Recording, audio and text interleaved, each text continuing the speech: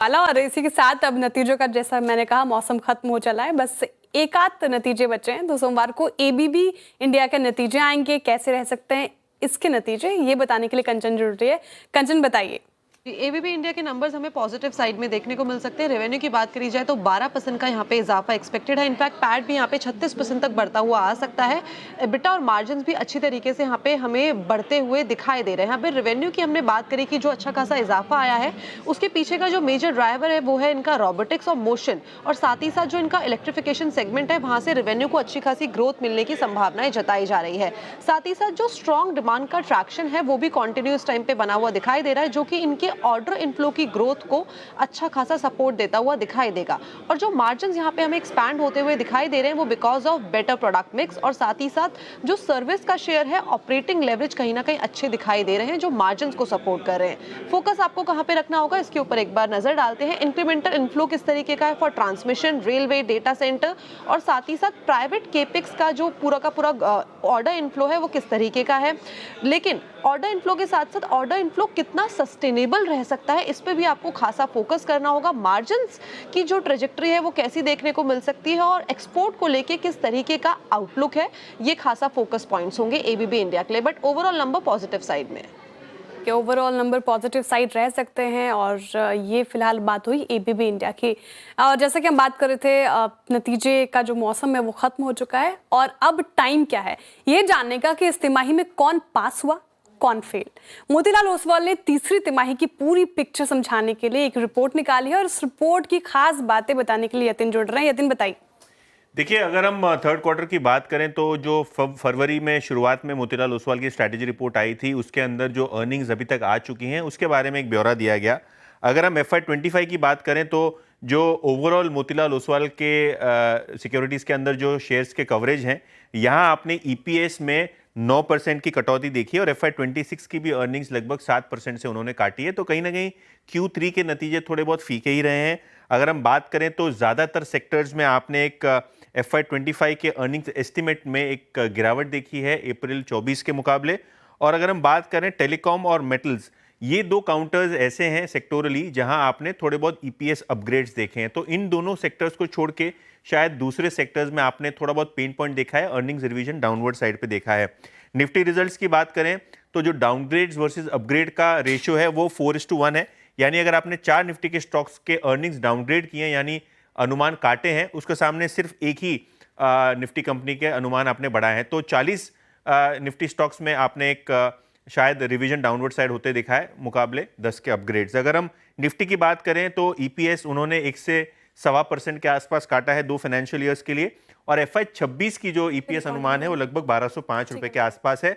और 36 निफ्टी कंपनियां जिन्होंने अर्निंग्स रिपोर्ट की हैं, उन्होंने एक modest 1% year on year basis पे ग्रोथ दिखाई है, जो एस्टिमेट था एक 2% ग्रोथ के आसपास। और लगभग 50% निफ्टी कंपनियों ने जिस डेट पे रिपोर्ट आई है उसके मुकाबले जो अनुमान था उसके मुताबिक ही नंबर्स पेश किए। तो ज़्यादातर निफ्टी कंपनियों ने अनुमान के हिसाब से अर्निंग्स अपनी दिखाई हैं। सेक्टोरल बात करें तो बैंक्स में, प्राइवेट बैंक्स के रिजल्ट्स मिक्स्ड रहे हैं।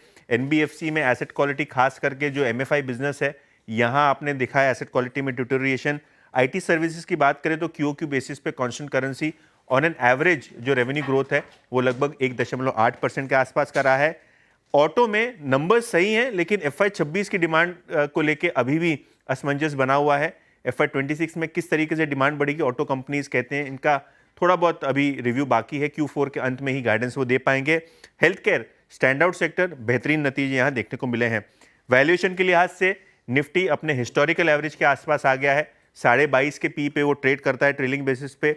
हालांकि मिड कैप और स्मॉल कैप अभी भी अपने हिस्टोरिक एवरेज से ज़्यादा पे ट्रेड कर रहे हैं, और ब्रोकरेजेस के लिए ये चिंता का विषय बना हुआ है, और इसीलिए शायद अब एक स्टीप करेक्शन मिड कैप और स्मॉल कैप शेयरों में देख रहे हैं।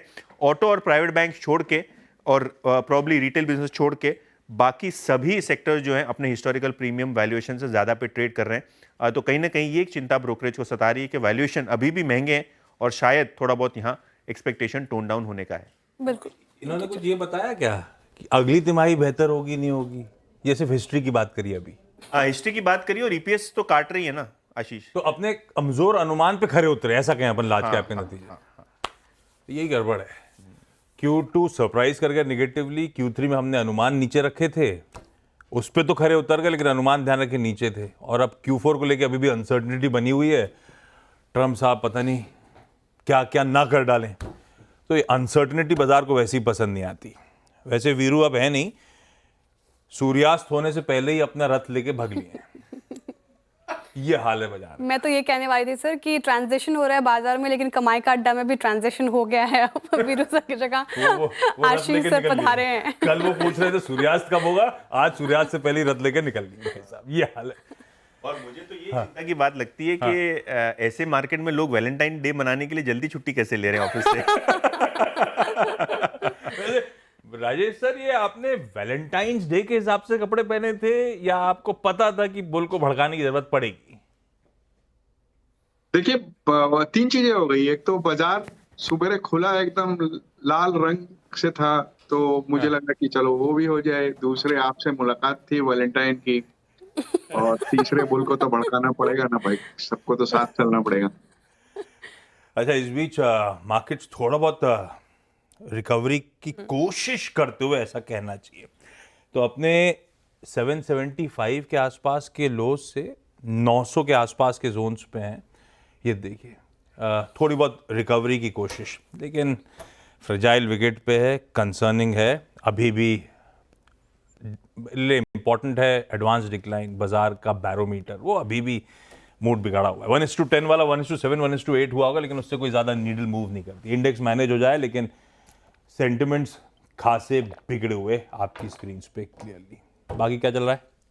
हाँ, मैं ये क्वेश्चन लेने वाली थी सर। देखिए, जिस तरीके से हम शुरुआत देख रहे थे, हालांकि अभी जिस तरीके से रिकवरी आई बाजार में, आईटी सेक्टर आया है ग्रीन में, लेकिन एफएमसीजी सेक्टर भी अच्छा परफॉर्म करता शुरुआत में, और कंपेयर करेंगे तो एफएमसीजी सेक्टर थोड़ा कम गिरा है बाकी कंपैरिजन में। और देखिए, ब्रिटानिया, नेस्ले इंडिया से स्टॉक्स में अच्छी तेजी देखने को मिल रही है। और ब्रिटानिया पे एक चार्ट चेक लेना चाहूंगी।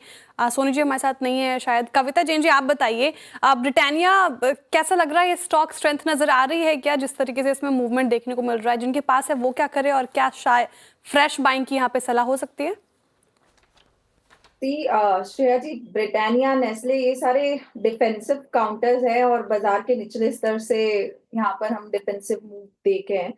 सो Britannia as of now higher time frame पर रेजिस्टेंस है काउंटर में। फॉर एन इंट्राडे पुलबैक ये एक अपसाइड मूव लिया है। मुझे लगता है मीनिंगफुल बाइंग इस काउंटर में तभी करनी चाहिए जब ये 4950 को क्रॉस करके थोड़ा सा सस्टेन करे।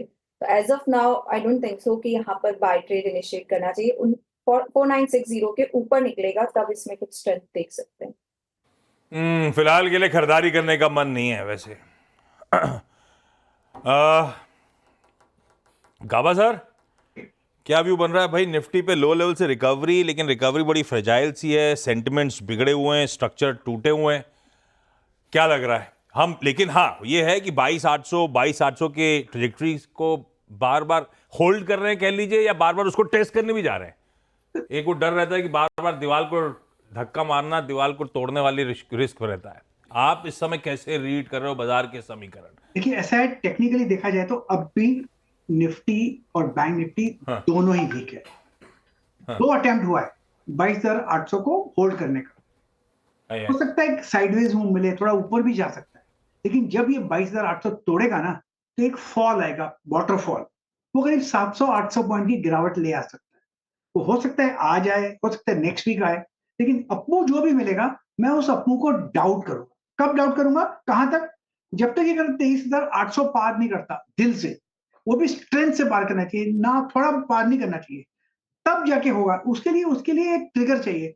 मुझे नेक्स्ट 1-2 हफ्ते में ट्रिगर तो नजर नहीं आता। तो मुझे लगता है कि मार्केट अगर अपमूव मिलता है तो उसको डाउट करना चाहिए, और जब 22,800 तोड़ ले तो 700-800 पॉइंट की निफ्टी में गिरावट आ सकती है, और बैंक निफ्टी करीब 2,000। तो काफी ज्यादा 700-800 मतलब वही 22,000 के आसपास किस तरह की तैयारी हो रही है?